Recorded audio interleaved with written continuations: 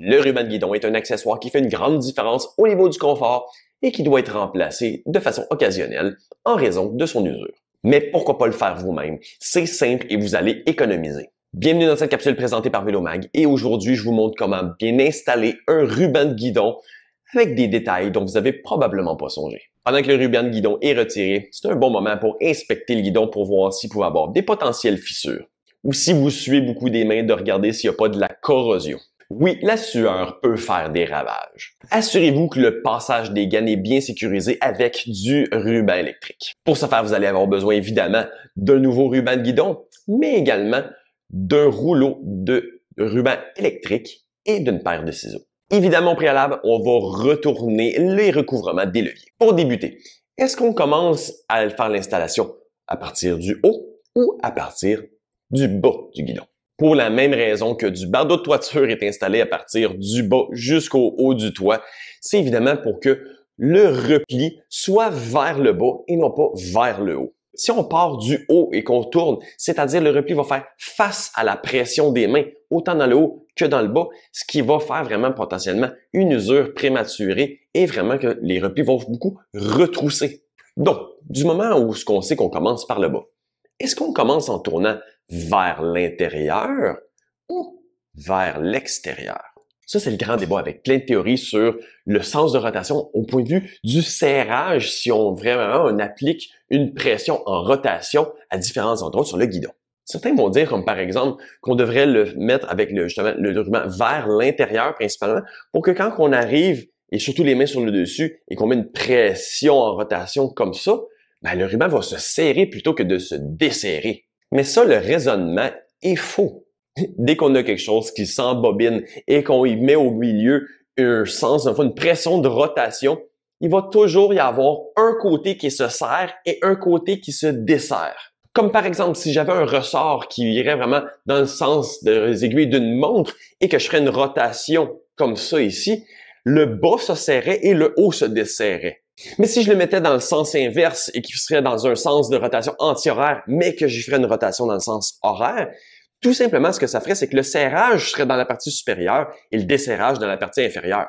Donc, quel que soit le sens de rotation, il ne va pas avoir un qui va absolument serrer ou un autre desserrer. On a toujours une question de un serrage d'un côté et desserrage de l'autre. Et par expérience, pour avoir passé plus de 15 ans dans les boutiques, dans les ateliers, avec tous les différents types de rotations que j'ai pu voir, je peux pas dire qu'il y en a un vraiment que les rubans vont se défaire plus rapidement que l'autre. Non, ça fait pas vraiment de différence. Donc, cassez-vous pas trop la tête avec ça. Mais bon, moi, j'ai l'habitude quand même de faire un sens de rotation, si on part du début, vers l'intérieur et non pas vers l'extérieur. Pourquoi? Honnêtement, par habitude, parce qu'à l'époque, je m'étais fait dire que, justement, c'était le sens qu'il fallait si on veut qu'il y ait un serrage. Bon, assez dans les détails, on commence l'installation. Pour avoir une finition la plus esthétique possible, on va commencer vraiment sur le bas du guidon dans la partie inférieure, avec la partie collante sur le guidon. On va faire un tour complet. Ensuite, on va continuer avec un chevauchement d'un tiers pour vraiment que la partie collante du ruban soit toujours en contact avec le guidon. Lorsqu'on arrive dans la section plus courbée, bien évidemment, le chevauchement devient un peu différent, c'est-à-dire souvent qu'à l'intérieur, vers l'arrière, il va être un peu plus serré et vers l'avant va être un peu plus large. On veut évidemment qu'il y ait toujours un chevauchement dans la partie externe et qu'il n'y ait pas d'espace entre les différentes rotations. On veut pas que ce soit trop serré non plus,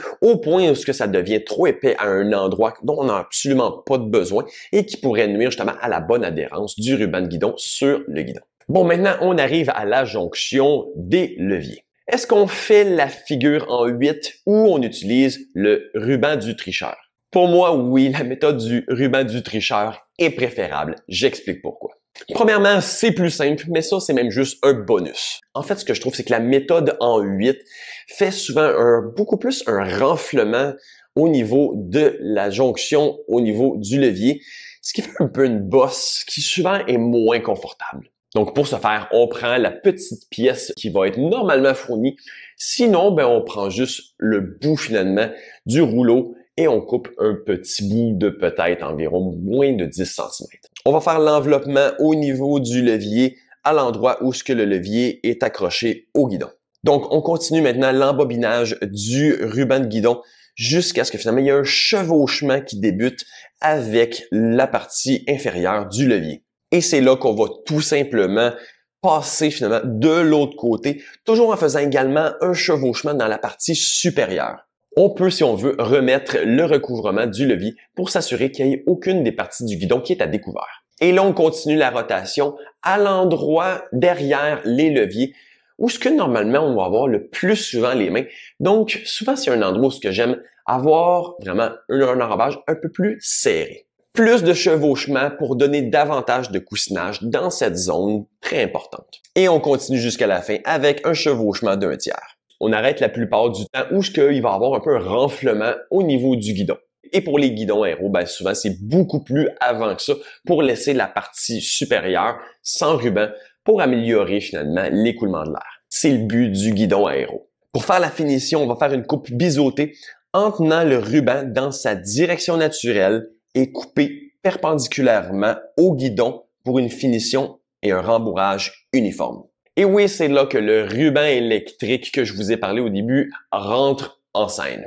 Parce que malheureusement, la grosse majorité des rubans fournis avec les emballages de Guidoline sont vraiment de très piètre qualité et manquent vraiment beaucoup d'élasticité, ce qui donne une vraiment moins bonne finition. On va appliquer une première couche de ruban dans le même sens de rotation que la Guidoline. Encore là, commencer en dessous va être mieux au niveau de l'esthétisme de la finition. Un tour plus serré avec un chevauchement qui dépasse légèrement la fin du ruban pour cacher et plus esthétique. Ensuite, on va faire un tour avec moins de tension au niveau du ruban. Si on étire trop le ruban électrique lors du dernier passage ou du dernier tour, ce qui arrive, c'est que souvent, il va y avoir une tension qui va faire que l'adhérence va être moins grande et il pourrait finir par se décoller. C'est pour ça aussi qu'on va le couper avec les ciseaux et non pas simplement, comme plusieurs sont habitués, à l'arracher. Parce que si on fait un arrachement, on crée finalement une surextension qui va nuire justement à son adhérence. Et la coupe, idéalement, encore là, on va la faire en dessous pour cacher vraiment, pour avoir une finition la plus esthétique. Je vais vous donner aussi un petit truc optionnel s'il vous reste un peu de retaille. Un petit morceau bien coupé, inséré juste en dessous du revêtement au niveau du levier peut être une petite touche qui rajoute vraiment au niveau du confort et de l'absorption des vibrations et des chocs. Vous êtes maintenant prêt à faire une tâche qui est très simple et économiser de l'argent. Et vous, quel est votre modèle de ruban de guidon favori?